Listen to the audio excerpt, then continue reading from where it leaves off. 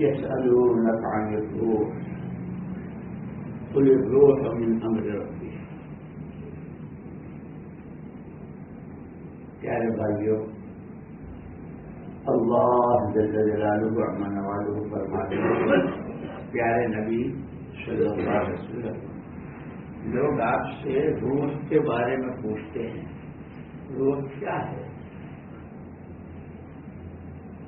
قل الروح من امر ربی، آپ کہہ دیجئے کہ روح میرے اللہ کے حکم سے ہے۔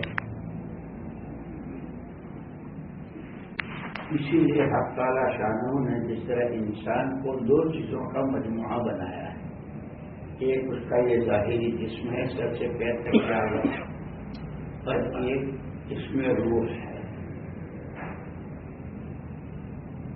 جسم کے اعضاء کے بننے کی ایک مدت ماں کے پیٹ میں وہ مقرر ہے، 4 مہینے میں وہ سارے اعضاء تیار ہوتے ہیں۔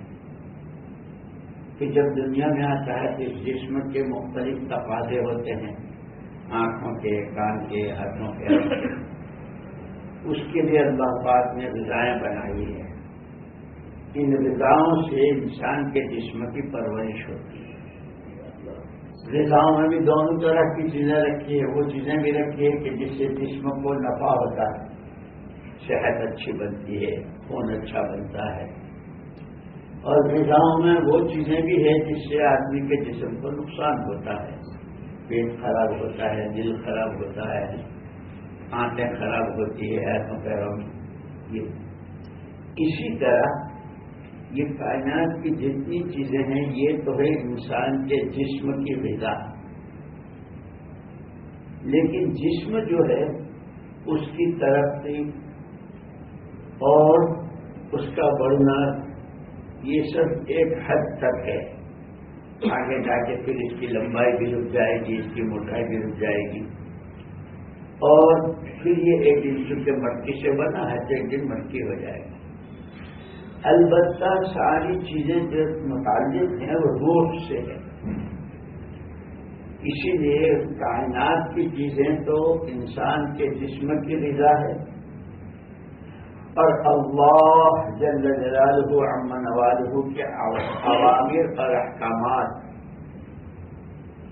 وہ روح کی غذا ہے۔ جیسے میں نے عرض کیا کہ ان غذاؤں میں بھی دونوں طرح کی چیزیں ہیں، جسم کو فائدہ ہوتا ہے، جسم صحت ملتی ہے، اور جسم کو نقصان بھی ہوتا ہے۔ اسی طرح قرآن کے احکامات میں دونوں طرح کے دیے، وہ احکامات بھی ہے جسے روحوں میں نورانیت آتی ہے، روحانیت بڑھتی ہے، قوت آتی ہے، خوشبو پیدا ہوتی ہے، اور وہ چیزیں بھی ہے جس کو گناہ کہتے ہیں، اللہ کی نافرمانیاں، اس سے روحیں کالی ہوتی ہے، بدبودار ہوتی ہے، اس میں گھناؤناپن ہوتا ہے۔ جسم کی ترقی کی تو ایک حد ہے، موت پر آ کر ختم ہو جائے گی، اس کے بعد مٹی ہو جائے گی۔ روح کی ترقی کی کوئی حد نہیں ہے، اسی لیے انبیاء کرام اور رسول اعظام علیہ الصلوۃ والتسلیمات کو جو اللہ پاک نے بھیجا وہ جسموں کی غذا کی محنت کے لیے نہیں بھیجا۔ تمام نبی اور تمام پیغمبر روحوں کی تربیت کا سامان لے کر آئے کہ روح کی تربیت کیسے ہوتی ہے، اس روح کی تربیت کے لیے نبی والا علم ہے، جو نبی والے علم کو سیکھے گا اس پر عمل کرے گا۔ اس لیے کہ آپ اچھے سے اچھا کھانا کھاؤ، اچھے سے اچھا کپڑا پہنو، اس سب کا تعلق جسم تک ہے، روح تک جو چیز پہنچتی ہے وہ عمل، اچھا یا برا۔ آپ نے تسبیح پڑھی، اس کا نور روح میں گیا، اللہ نے کرے غیبت کی، اس میں جو ظلمت ہے، اسی لیے روحیں کالی بھی ہوتی ہے، روحیں نورانی بھی ہوتی ہے۔ دنیا میں بھی جتنے حالات آتے ہیں وہ انسانوں کی روحوں پر آتے ہیں، جسموں پر نہیں۔ اب جسم ہے، اگر یہ کام نہیں کر رہی ہے، انگلی یا پنجہ شل ہو گیا تو اس کو کاٹ دے تو اس کو رکھے تو اس پر کوئی تکلیف نہیں، لیکن اس کے اندر کی روح نہیں چلتی۔ تو ایسے ہی چین، بے چینی، اطمینان، راحت ہے جی، وہ جو کچھ ہوتا ہے وہ روح کے ساتھ ہوتا ہے۔ اور اس کا سامان یہ چیزیں نہیں ہے جس کے پاس جتنا زیادہ پیسہ ہو، جتنا اچھا کپڑا ہو، جتنی زیادہ دولت ہو، جو جتنی اونچی پوسٹ پر ہو، اس کو دلوں میں اطمینان ملے گا، اس کو اتنا سکون ملے گا، اتنی اس کو چین ملتی ہے، کوئی سبب نہیں۔ اس سب کا تعلق اللہ کے حکموں کو پورا کرنے اور حکموں کے توڑنے سے ہے۔ جھگی میں رہتا ہے، غریب ہے، گھر کا چولہا نہیں جلتا ہے، کئی کئی دن کا فاقہ ہے، لیکن اگر اس کی روح کو غذا ملی، اسی لیے کہتے ہیں کہ وہ جسم کی غذا کے لیے تو یہ کائنات کی ساری شکلیں ہیں، اور یہ روح کی غذا قرآن کریم ہے، اسی کو لے کر آیا ضرورت۔ جیسے آپ سے پہلے بھی تورات آئی، انجیل آئی، زبور آئی، یہ کتابیں اللہ پاک نے بھی صبح کو پڑھ رہے تھے صحیفوں کے بارے میں کہ تعلیم میں کہ حضرت ابراہیم علیہ السلام کے صحیفوں میں کیا تھا، حضرت موسیٰ علیہ السلام کے صحیفوں میں کیا تھا، نبیوں کو صحیفے بھی دی، کتابیں بھی دی۔ وہ علم جو ہے نبیوں والا وہ ہے اصل روح کی غذا، اور سب سے اخیر میں قرآن کریم، اور قرآن کریم جو ہے دو چیزوں کا مجموعہ ہے۔ آسانی سے سمجھنے کے لیے کہ الف لام میم سے لے کے والناس تک دو طرح کی چیزیں قرآن نے بیان کی ہے، یہ کرو، یہ مت کرو، اس طرح کماؤ، اس طرح مت کماؤ، یہ لقمہ کھاؤ، یہ لقمہ مت کھاؤ، شادیاں اس طرح کرو، بیویوں سے اس طرح ملو، گھریلو زندگی ایسی رکھو، باہر ایسے رہو، مسجد میں ایسے رہو، مسجد سے باہر ایسے رہو۔ اللہ کے بندوں کے ساتھ کا تمہارا سلوک اور تعلق اور برتاوا خود اللہ جل جلالہ عما نوالہ کے ساتھ، اس لیے قرآن نے تو ایک جگہ کہا تھی وَلَا تَكُونُوا كَالَّذِينَ نَسُوا اللَّهَ، ایمان والو اللہ سے ڈرو، اللہ کا تقویٰ پیدا کرو، اللہ کا خوف پیدا کرو، اور ان کے جیسے نہ ہوئے جنہوں نے اللہ ہی کو بھلا دیا۔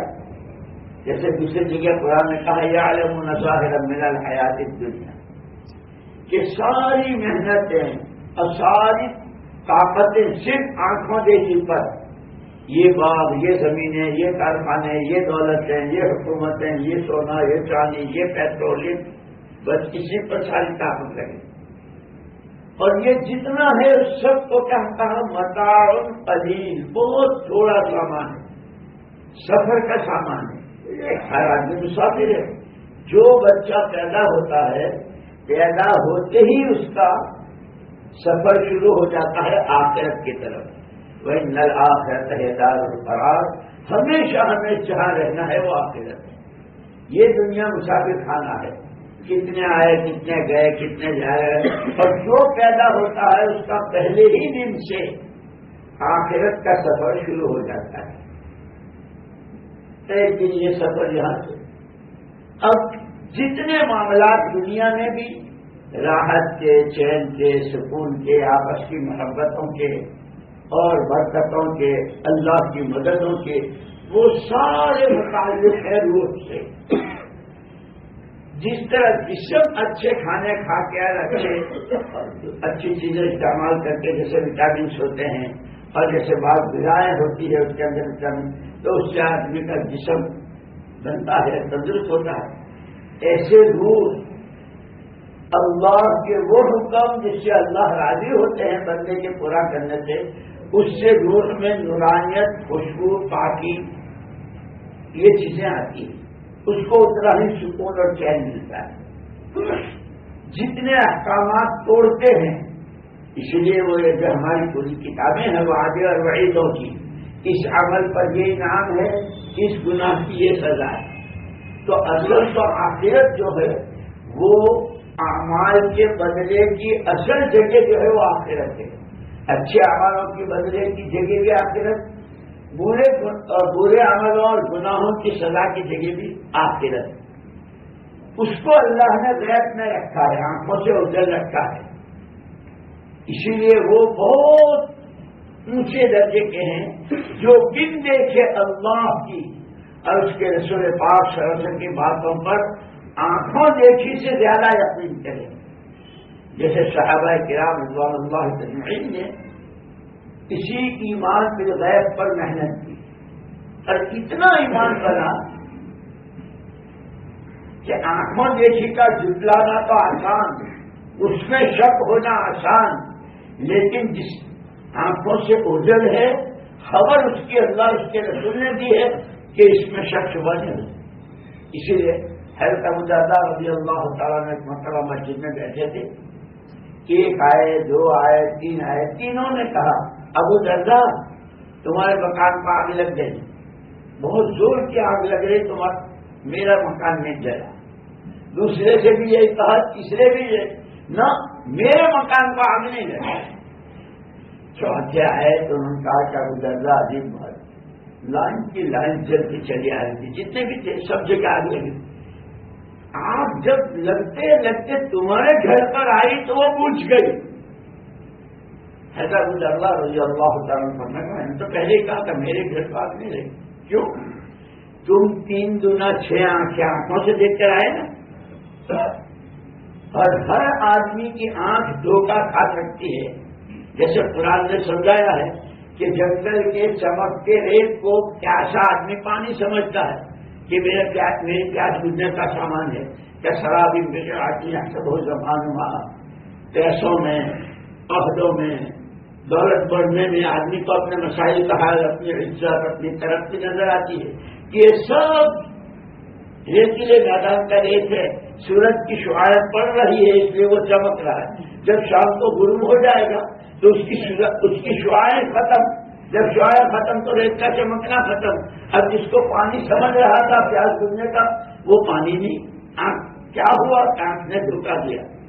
اسی لیے قرآن نے بار بار بار بار سمجھایا ہے کہ جو کچھ تمہیں نظر آ رہا ہے سب دھوکہ ہے، دھوکہ ہے، دھوکہ ہے. اور اسی کے ساتھ انہوں نے جو اس کے دھوکے میں آئے اور دھوکہ کھا کر اللہ کو بھولے، اللہ کے احکامات چھوڑے، نبی کو بھولے، نبی کی چال چھوڑی، نبی کی سنتوں سے منہ موڑا، نبی والی زندگی کو گھر سے، شادی سے، کاروبار سے، عبادات سے، اخلاق سے، عادات سے، معاملات سے نکالا. دنیا بھی گئی، آخرت تو خود ہی انہوں نے اپنے ہاتھ سے بگاڑ لی. اس لیے خود قرآن کہتا ہے قل هل ننبئکم بالاخسرین اعمالا، سب سے بڑے نقصان والے، سب سے بڑے دیوالیے یہ ہوتے ہیں، بڑی بڑی فرمیں ہوتی ہے اور پھر کسی موقع پر جا کر کے دویالا پھونک دیا، ہاتھ اٹھا دیتے ہیں، کیا کہتے ہیں اب ہمارے پاس کچھ نہیں، نہ جانے کو نہ جانے. قرآن کہتا ہے سب سے بڑے دیوالیے یہ ہیں. قل هل ننبئکم بالاخسرین اعمالا الذين ضل سعيهم في الحياة الدنيا وهم يحسبون أنهم يحسنون صنعا. وہ ہیں جن کے پاس اللہ کی دی ہوئی جو طاقت تھی، علم کی، عمل کی، جان کی، مال کی، صلاحیتوں کی، حیثیتوں کی، جس لائن کی جو چیز تھی ساری ہائے دنیا، ہائے دنیا، ہائے اسی پر لگا دیا.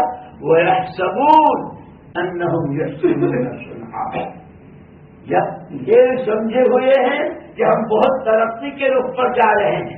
پہلے تو سائیکل تھی، اب تو 2 ویلر ہو گیا. پہلے 2 ویلر تھا، 4 ویلر ہو گیا. 4 ویلر میں پھر وہ فلانی ہو گئی جو بہت اونچی. وہ سمجھ رہا ہے کہ ہم بہت ترقی کے رخ پر جا رہے ہیں. پہلے 100 تھے، 1000 ہو گئے. پہلے 1000 تھے، 10,000 ہو گئے. پہلے کرائے کے مکان میں رہتے تھے، يحسبون أنهم يحسنون صنعا. بہت دھوکے میں ہیں، بہت دھوکے میں ہیں. ان سے بڑا کوئی دیوالیہ نہیں. اسی لیے میرے دوستوں انبیاء کرام علیہ الصلوۃ والتسلیمات اور سب سے اخیر میں محمد رسول اللہ صلی اللہ علیہ وسلم روحوں کی تربیت کا جو سامان لائے وہ قرآن ہے، اور قرآن میں دونوں طرح کی چیزیں، جتنا اللہ کے حکموں والی زندگی جئیں گے، سب سے پہلے اللہ کا، اس کی کتاب کا، اس کے نبی کا، پھر ماں باپ کا، بھائی بہنوں کا، پڑوسیوں کا، سارے حقوق بتائے، اتنا روح کو غذا ملے گی، روح میں نورانیت آئے گی۔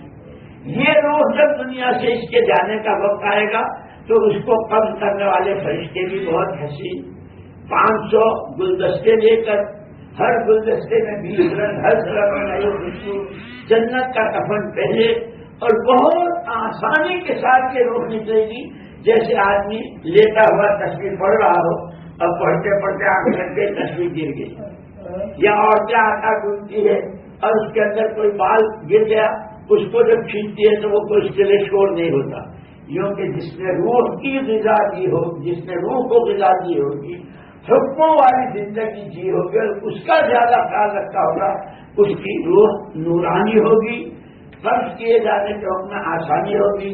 پھر اسی کے اعتبار سے یہ جسم سے ختم ہو گیا، یہ تو مٹی ہو جائے گا۔ اب جو آخرت میں، حشر میں، قبر میں، حشر میں اور اخیر میں، وہ جو حضور نے قسمیں کھا کے فرمایا کہ مرنے کے بعد کسی کے لیے دو کے علاوہ تیسری جگہ نہیں ہے، یا جنت ہے یا جہنم ہے، وہاں جسم لیے جائیں گے وہ روحوں کے اعتبار سے، روحیں پاک ہے، پاکیزہ ہے، نورانی ہے، روحانی ہے، تو جنتوں کے جسم بھی ایسے ہی ہو۔ اللہ نہ کرے، اللہ نہ کرے، صرف کسی پر مرے ہیں، حکم توڑے ہیں، اللہ کو بھلا ہے، نبی صلی اللہ علیہ وسلم کی سنت اور آپ کی شریعت کی پرواہ نہیں کی ہے، تو پھر وہ روحیں کالی ہے، ان کے لیے جسم بھی کالے، بدبودار، روح لینے والے فرشتے بھی اتنے خطرناک شکل کے کہ اللہ میرے لیے حفاظت فرمائے، تمہاری بھی حفاظت فرمائے۔ ان روحوں کی جو غذا ہے وہ قرآن ہے۔ یہ قرآن زندگیوں میں اور روحوں کو غذا کیسے ملے، اسی کی تربیت۔ اسی لیے علماء نے یہاں تک لکھا کہ انسانوں میں ان سے زیادہ کوئی بد نہیں تھا، بدترین انسان، لیکن جب قرآن والی غذا بھی ہے تو دنیا کے انسانوں کا بہترین انسان، جن کا نام صحابہ کرام رضوان اللہ علیہم ہے، وہ انہوں نے ایسی محنت کی کہ وہاں سے چلتے چلتے وہ ساری غذا ہمارے پاس ہے۔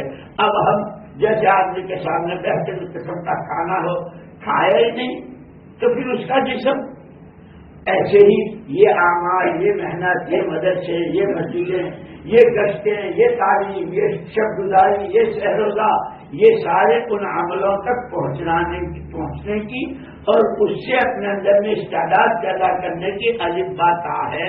اللہ مجھے آپ کو عمل کی توفیق دے۔